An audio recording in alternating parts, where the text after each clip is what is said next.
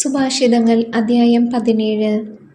കലഹം നിറഞ്ഞ വീട്ടിലെ വിരുന്നിനേക്കാൾ അഭികാമ്യം സ്വസ്ഥതയോടെ കഴിയിക്കുന്ന ഉണങ്ങിയ അപ്പകഷ്ണമാണ്. ബുദ്ധിമാനായ അടിമ ലജ്ജാവഹമായി പ്രവർത്തിക്കുന്ന യജമാനപുത്രൻ്റെ മേൽ ഭരണം നടത്തും.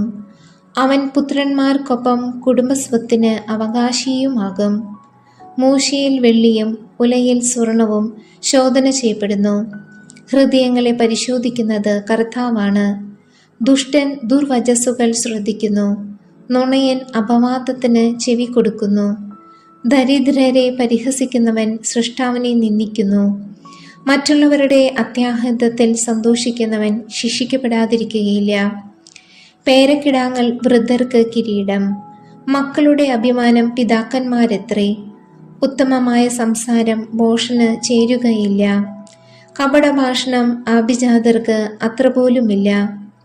കൈക്കൂലി മാന്ത്രിക കല്ലാണെത്രേ, കൊടുക്കുന്നവന്റെ സങ്കല്പം.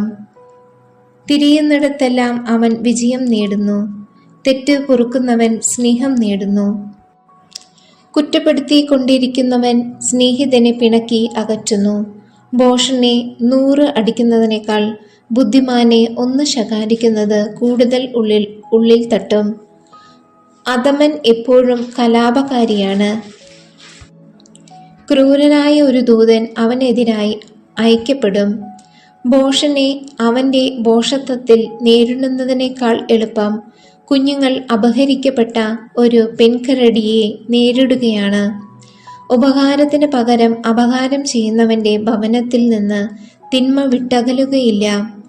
കലഹത്തിൻ്റെ ആരംഭം അണപൊട്ടുന്നത് പോലെയാണ്.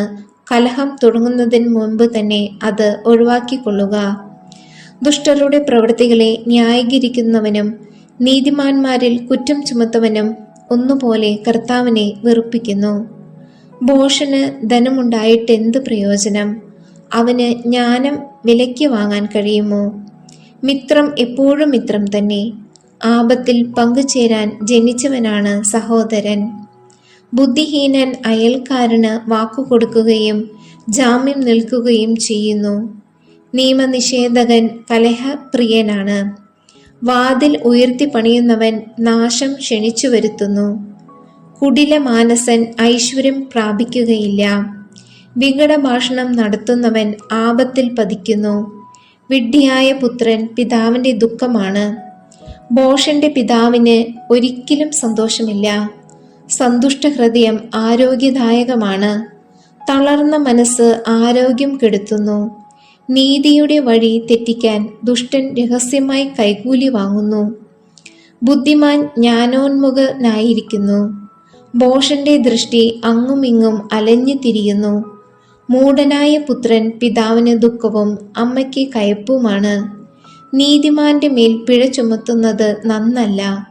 ഉത്തമനെ പ്രഹരിക്കുന്നത് തെറ്റാണ്. വാക്കുകൾ നിയന്ത്രിക്കുന്നവൻ വിജ്ഞനാണ്. പ്രശാന്തമായ മനസ്സുള്ളവൻ ബുദ്ധിമാനത്രേ. മൗനം ഭജിക്കുന്ന മൂഢൻ പോലും ജ്ഞാനി എന്ന് കരുതപ്പെടുന്നു. അവൻ വായ് പൂട്ടിയിരുന്നാൽ ബുദ്ധിമാനെന്ന് ഗണിക്കപ്പെടുന്നു. സുഭാഷിതങ്ങൾ അധ്യായം 18.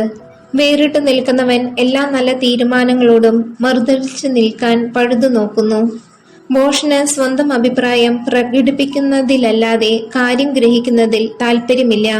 ദുഷ്ടതയോടൊപ്പം അവജ്ഞയും ദുഷ്കൃതിയോടൊപ്പം അപമാനവും വന്നു ഭവിക്കുന്നു. മനുഷ്യന്റെ വാക്കുകൾ അഗാധമായ ജലാശയമാണ്.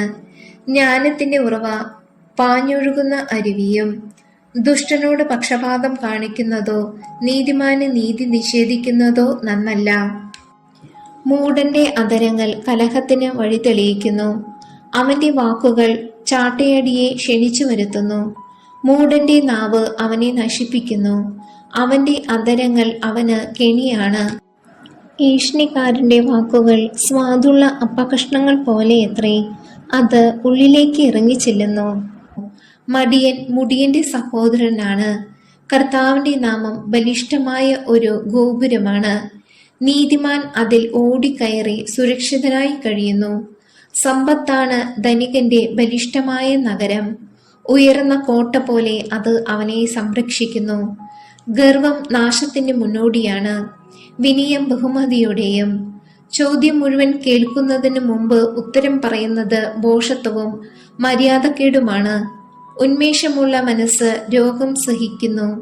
തളർന്ന മനസ്സിനെ ആർക്ക് താങ്ങാൻ കഴിയും? ബുദ്ധിമാൻ അറിവ് നേടുന്നു. വിവേകി ജ്ഞാനത്തിന് കാതോർക്കുന്നു. സമ്മാനം കൊടുക്കുന്നവന് വലിയവരുടെ അടുക്കൽ പ്രവേശനവും സ്ഥാനവും ലഭിക്കുന്നു. മറ്റൊരാൾ ചോദ്യം ചെയ്യുന്നതുവരെ വാദമുന്നയിക്കുന്നവൻ പറയുന്നതാണ് ന്യായമെന്ന് തോന്നും. നറുക്ക് തർക്കങ്ങൾ അവസാനിപ്പിക്കുന്നു. അത് പ്രബലരായ പ്രതിയോഗികളെ തീരുമാനത്തിലെത്തിക്കുന്നു. സഹോദരൻ സഹായത്തിനുള്ളവൻ ഉറപ്പുള്ള നഗരം പോലെയാണ്. എന്നാൽ കലഹം ഇരമ്പിഴിക്കൽ പോലെ അവനെ പിടിച്ചകറ്റുന്നു. അധരഫലം ഉപജീവന മാർഗം നേടിക്കൊടുക്കുന്നു. അധരങ്ങൾ സംതൃപ്തി വിലയിക്കുന്നു. ജീവനെ നശിപ്പിക്കാനും പുലർത്താനും നാവിന് കഴിയും. അതിനെ സ്നേഹിക്കുന്നവൻ അതിന്റെ കനി ഭുജിക്കണം. ഉത്തമയായ ഭാര്യയെ കണ്ടെത്തുന്നവൻ ഭാഗ്യവാൻ. അത് കർത്താവിന്റെ അനുഗ്രഹമാണ്. ദരിദ്രൻ കേണപേക്ഷിക്കുന്നു, ധനവാന്മാർ പരുഷമായി മറുപടി നൽകുന്നു. ചിലർ സ്നേഹിതരെന്ന് നടിക്കും, ചിലർ സഹോദരനേക്കാൾ ഉറ്റവരാണ്. മടിയൻ മുടിയന്റെ സഹോദരനാണ്. കർത്താവിന്റെ നാമം ബലിഷ്ഠമായ ഒരു ഗോപുരമാണ്. നീതിമാൻ അതിൽ ഓടിക്കയറി സുരക്ഷിതനായി കഴിയുന്നു. സമ്പത്താണ് ധനികന്റെ ബലിഷ്ഠമായ നഗരം. ഉയർന്ന കോട്ട പോലെ അത് അവനെ സംരക്ഷിക്കുന്നു. ഗർവം നാശത്തിന് മുന്നോടിയാണ്, വിനയം ബഹുമതിയുടെയും. ചോദ്യം മുഴുവൻ കേൾക്കുന്നതിന് മുമ്പ് ഉത്തരം പറയുന്നത് ഭോഷത്വവും മര്യാദക്കേടുമാണ്. ഉന്മേഷമുള്ള മനസ്സ് രോഗം സഹിക്കുന്നു.